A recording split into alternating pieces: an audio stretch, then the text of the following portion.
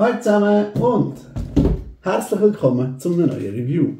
Das mal vom Molking Model 18030 im Firefox Climb Car.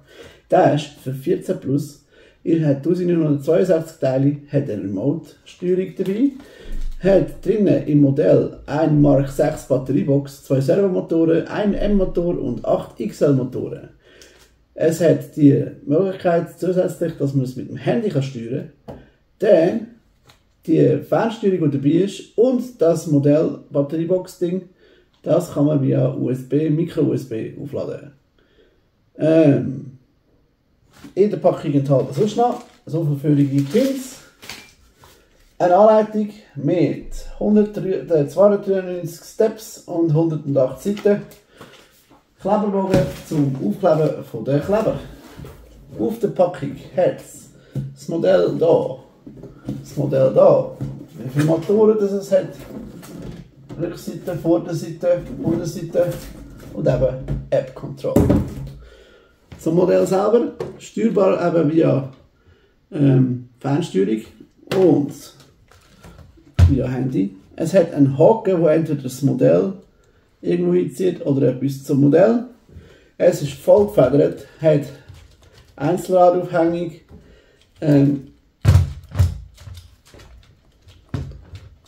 wie ihr seht.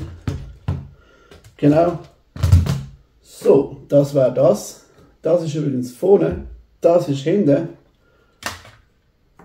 Und wie stark das Ding genau ist, schauen wir uns jetzt an.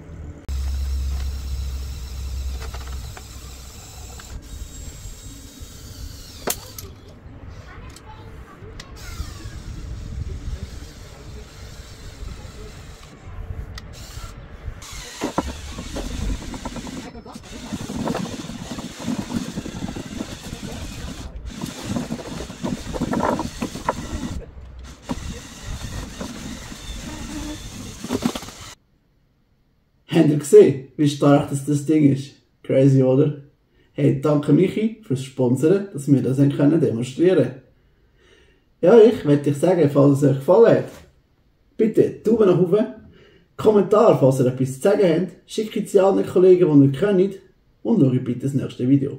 Danke vielmals und bis zum nächsten Mal. Viel Spaß, ciao zusammen!